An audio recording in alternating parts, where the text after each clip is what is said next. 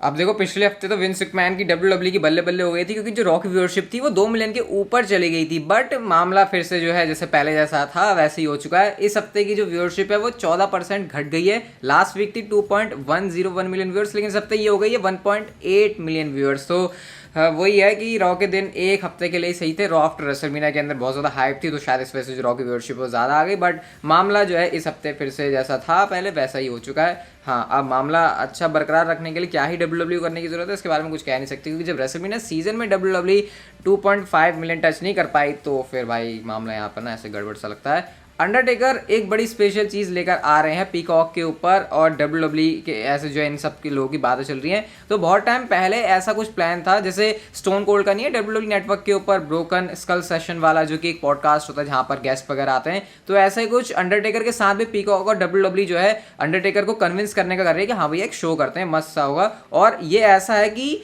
ये थोड़ा सा अलग चीज़ होने वाली है, मतलब कि कुछ हट के डब्ल्यू ट्राई कर रही है। जैसे नॉर्मल इंटरव्यूज पॉडकास्ट होते हैं कुछ वैसे नहीं होगा, यहाँ पर अंडरटेकर है तो कुछ स्पेशल चीज़ डब्ल्यू करेगी। वो किस तरीके से करेगी वो तो जब ये होगा तभी पता चलेगा। बट हाँ, इस चीज़ को काफ़ी टाइम पहले भी डब्ल्यू कंसिडर कर रही थी, तब हुआ नहीं है। शायद अंडरटेकर माने नहीं है, कुछ शायद एक्सट्रीम ही चीज़ है, और हो सकता है आने वाले कुछ महीनों के अंदर ये चीज़ आपको देखने को मिल जाए। इस चीज़ को लेकर प्लान्स हैं, अब देखते हैं क्या अंडरटेकर के साथ सीन होता है। वैसे भी अब रिटायर तो हो चुके हैं, रेसलिंग तो करनी है नहीं, तो मेरे ख्याल से डब्ल्यू मौका तो छोड़ेगी नहीं कि वो अंडरटेकर का यूज़ कर सके। और छोड़े भी क्यों भाई, जब हमको मज़ा आ रहा है। मतलब हम तो चाहते हैं कि अगर रेसलिंग करने के अलावा और भी रोल है अंडरटेकर के लिए तो डब्ल्यू के अंदर उनको करना ही चाहिए, ताकि हम भी ना ऐसे उनकी ज़्यादा प्रेजेंस देख पाएँ टेलीविजन के ऊपर, उसको देखने में मज़ा आता है। अब Roman Reigns and Brock Lesnar का जो रेसलमेनिया 38 का मैच था, वो एंडिंग जिस तरीके थी डिसअपॉइंटिंग था, क्योंकि लग रहा था कि शायद कुछ बड़ा होने वाला, कुछ बड़ा होगा। बट एंड में वो किमोरा लॉक के बाद रोमन रेंस ने स्पीयर लगा दी और कहानी खत्म हो गई। अब स्पेकुलेशन ये थी, रूमर्स भी ये थे कि वो जो मैच है ना वो ओरिजिनली ऐसा नहीं था। शायद रोमन रेंस को उनके शोल्डर में इंजरी हो गई थी, एक वो अजीब सा लिम्ब सा नहीं आ गया था उनके हाथ के ऊपर, मैंने आपको बताया भी था रेसलमेनिया के बाद। तो शायद उस वजह से जो है डब्ल्यू ने ये Roman Reigns and Brock Lesnar उसी टाइम पर उस चीज़ को जो है जल्दी से फिनिश कर दिया। बट गाइस, डेव मेल्जर के अकॉर्डिंग ऐसा कुछ भी नहीं है। ये मैच जैसा होना था वैसा ही ये गया है। जैसे यूजुअली ब्रॉक लेसनर के मैचेस होते हैं, ये भी कुछ अलग नहीं था, क्योंकि ब्रॉक लेसनर मैचेस में आपको पता है ऐसे बड़े बड़े मूव सीधा धाएं धुड़ूम करके होता है सीन, और उसके बाद जो मैच है वो खत्म हो जाता है। तो ओरिजिनली मैच कुछ इसी तरीके से होना था, कुछ डिफरेंट प्लान्स नहीं थे डब्ल्यू के। और जब भी मुझे बात पता चली मेरे डिसअपॉइंटमेंट लेवल बढ़ा, क्योंकि मैं पहले तो एटलीस्ट एक बात को देख के दिलासा दे रहा था कि नहीं यार मैच अच्छा हो सकता था, शायद ये इंजरी वाली चीज़ है इस वजह से ये हुआ होगा। बट एक्चुअल में प्लान ही कुछ ऐसा था डब्ल्यू का। मुझे नहीं पता कि अगर ऐसा प्लान था तो डब्ल्यू इसको greatest WrestleMania main event of all time क्यों बता रही थी। क्या सिर्फ इस वजह से कि 2 heavyweight championship Roman Reigns and Brock Lesnar match में इन्वॉल्व है, यूनिफिकेशन हो रहा है, तो इस वजह से ग्रेटेस्ट हो गया? शायद यही एक रीज़न है, क्योंकि ओरिजिनल तो डब्ल्यू ने इस मैच को कुछ ऐसे ही प्लान किया था। अब डब्ल्यू में कौन कितना मालिक है इसको लेकर कुछ एक इंटरेस्टिंग स्टैट आया, और जब ऐसे पैसों वैसे की बात आती है, कंट्रोल करने की बात आती है, और वो बात मैं आपसे शेयर ना करूं ऐसा नहीं हो सकता।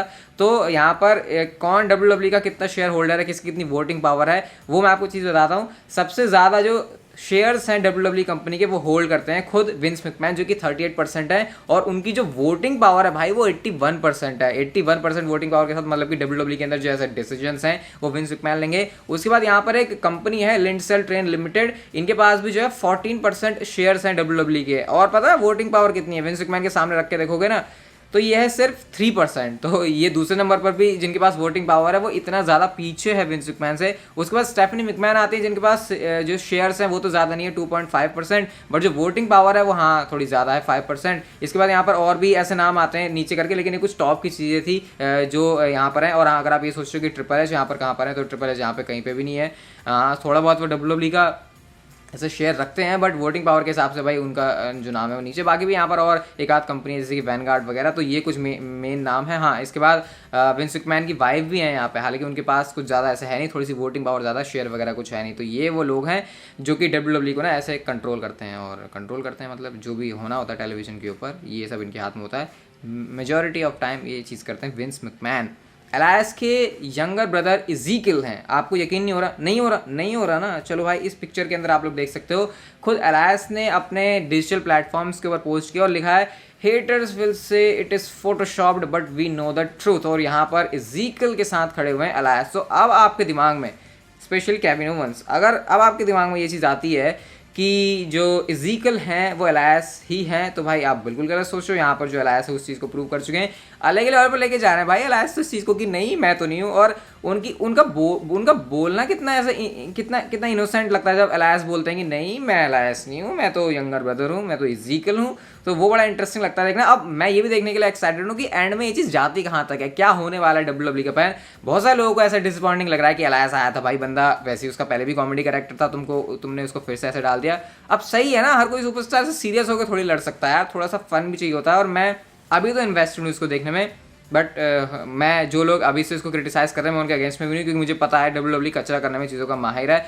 एक सेकंड नहीं लगता उनको, वक्त जज्बात तुरंत से बदल जाते हैं। तो देखते हैं इज़ीकल जो कि अलायंस के यंगर ब्रदर हैं, अलायंस नहीं है, उनका फ्यूचर क्या होता है। रॉलिंस ने आके मंडे नाइट रॉ के एपिसोड में रोड्स से कहा था कि भैया तूने रीमैच की बात करी थी, चल रॉलिंस वर्सेस रोड्स पार्ट 2 करते हैं। और पार्ट 2 होने जा रहा है क्योंकि WWE ने रेसलमेनिया बैकलैश के लिए इस मैच को ऑफिशियल कर दिया है।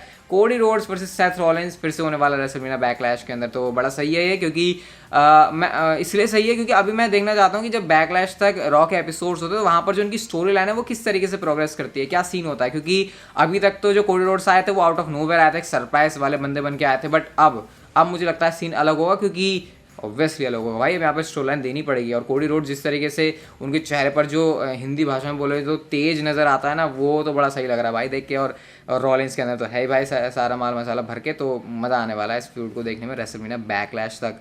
कल मंडे नाइट रॉ के बाद Roman Reigns tribal chief undisputed WWE universal champion थे वहाँ पर। जैसे मैंने आपसे कहा था कि रोमन रेंस अब शेड्यूल्ड है रॉ स्मैकडाउन दोनों ही एपिसोड में आने के लिए, तो रॉ पर अपीयर नहीं हुए रोमन रेंस, शायद WWE के पास उनके लिए कोई बुकिंग नहीं थी। और ऑब्वियसली जिस तरीके से ऊसोस ने आकर चीज़ों को किया था, रोमन रेंस वहाँ पर फिट नहीं बैठते थे। लेकिन रोमन रेंस रॉ के ऑफ एयर जाने के बाद डार्क मैच में रेसल जरूर करते हैं, जहाँ पर एक तो उन्होंने एक्नॉलेज भी वाली चीज़ करी, 6 मैन टैग टीम मैच था यहाँ पे, जहाँ पर ड्रू मैकिंटायर के साथ न्यू डे थे और द ब्लड लाइन थी पूरी। एंड क्योंकि ये डार्क मैच था, क्राउड को फेस टीम को जिताना होता है, तो इस सीन यहाँ पर ये था। रोमन रेंस स्पीयर की तैयारी कर रहे होते हैं, हालांकि मैकिंटायर उसको बदल देते हैं क्लेमोर में, और उसके बाद ड्रू मैकिंटायर की क्लेमोर पड़ती है ऊसो के ऊपर और पिन फॉल के सारे से यहाँ पर विक्ट्री हो जाती है। लेकिन हाँ, रिंग साइड के ऊपर ना यहाँ पर ऐसे तबाही काफ़ी मच रही थी कि पॉल हेमन को सब लोग चिढ़ा रहे हैं, रोमन रेंस कह रहे हैं नहीं भाई तू मेरा स्पेशल काउंसिल है, तू रहने दे, ये वो कोडी के चैंट हो रहे हैं, रोमन रेंस उससे ज़्यादा इरिटेट हो रहे हैं। तो ये जो सारा मजा है वो तभी मिल सकता है जब हम ऐसे अटेंडेंस में जाके देखें। वैसे टेलीविजन के ऊपर ना ऐसे इतना कुछ होता नहीं है, अगर थोड़ा सा अनस्क्रिप्टेड या फिर कैजुअल चीज़ों की हम लोग बात करें। रोमन रेंस के अनडिस्प्यूटेड WWE यूनिवर्सल चैंपियन बनने के बाद क्या प्लान्स है, तो प्लान्स ये हैं कि प्लान्स कुछ नहीं है। मतलब WWE ने इस पॉइंट पर खुद नहीं डिसाइड किया कि उनके पास जो 2 बेल्ट आ चुकी हैं इनको यूनिफाई करना है, इनको 1 करना है, इनको 2 करना है, इनको 4 करना है, इनको 10 करना है, क्या करना है, आगे प्लान्स क्या है, क्या रोमन रेंस को हर हफ्तों पर रखना है तो किधर रखना है, कैसे रखना है। WWE इस समय से फ्लो के साथ चल रही है कि जैसा चल रहा है अभी चलने दो। अभी उन्होंने कुछ ऐसा कॉन्क्रीट प्लान नहीं किया रोमन रेंस के बारे में, और ये मेरे लिए अजीब है। क्योंकि मैंने आपसे कहा था कि रोमन रेंस जीते या ब्रॉक लेसनर जीते रेसलमेनिया के अंदर, फर्क मुझे इस बात से पड़ता है कि आगे जो भी बंदा जीत रहा है उसके लिए क्या प्रॉपर स्टोरी लाइन है, क्या प्रॉपर प्लान्स हैं। बट यहाँ पे तो WWE मुझे खुद ही क्लूलेस नजर आ रही है, क्योंकि अभी कुछ उन्होंने नहीं सोचा इसके बारे में। और रेसलमेनिया बैकलैश के अंदर रोमन रेंस का होगा क्या, नाकामुरा अपोनेंट भाई ये होने वाला है, तो फिर क्या हम ये सोचेंगे कि अनडिस्प्यूटेड। मैं अगेन कह रहा हूँ नाकामुरा कोई बेकार सुपरस्टार नहीं है, लेकिन उनको WWE ने बिल्ड थोड़ी किया भाई। वैसे अब वो सुपरस्टार भाई अभी कुछ कर नहीं रहा टेलीविजन के ऊपर, क्या वो बिलीवेबल लगेगा कि वो रोमन रेंस के लिए थ्रेट पोज कर सकता है। तो ये है भाई सीन, अभी कुछ तो है नहीं WWE का प्लान रोमन रेंस को लेके। होगा तो भाई हम भी आपको बता देंगे, बट सुन के ऐसा अच्छा नहीं लगा कि नहीं है भाई WWE का कोई भी प्लान। अब जरा Roman Reigns and Brock Lesnar दोनों के बारे में साथ में बात कर लेते हैं। बैक स्टेज क्या चल रहा है Roman Reigns and Brock Lesnar के प्लान्स को लेकर, क्या उनके बारे में अपडेट है। तो रूमर तो ये कह रहा है कि भाई इंजरी वाला यहाँ पर कोई सीन है, ऐसा यहाँ पर रूमर है, बट विंस मैकमैन इसके बारे में कुछ भी बात नहीं कर रहे। और जब खुद WWE के जो बंदे हैं जो कि क्रिएटिव टीम के अंदर, जब विंस मैकमैन से जाके पूछते हैं कि देखो भाई हम ना बैकलैश की तैयारी कर रहे हैं, तो जरा बताओ इन लोगों के क्या प्लान्स हैं। तो Roman Reigns and Brock Lesnar के बारे में विंस मैकमैन कोई आंसर नहीं दे रहे। अब क्या वो इस चीज़ को सीक्रेट रखना चाह रहे हैं कि कुछ अलग ही प्लान है Roman Reigns and Brock Lesnar के लिए, या तो फिर ये हो सकता है, या फिर ये हो सकता है कि भाई कुछ प्लान ही नहीं है, तो विंस मैकमैन को खुद भी कुछ नहीं पता। तो सिचुएशन यहाँ पर भी कंफ्यूज करने वाली है कि बैकलैश के अंदर क्या होगा। मैंने आपको बताया था बैकलैश के लिए Roman Reigns and Brock Lesnar दोनों ही एडवर्टाइज हैं, और अगर वो दोनों नहीं आए Roman Reigns and Brock Lesnar, तो जिन्होंने टिकट खरीदी है वो तो पता नहीं क्या करने वाले हैं वहाँ पे, मतलब उनका तो पोपट हो जाने वाला है। बट ये है कि विंस मैकमैन अभी चीज़ों को बता नहीं रहे, क्यों नहीं बता रहे भाई, ये तो विंस मैकमैन ही जान सकते हैं। बट फिलहाल के लिए आज की वीडियो यहीं तक की थी। अगर आपको अच्छी लगी तो like share subscribe notification bell को ऑन कर देना है, और see you guys in my next video.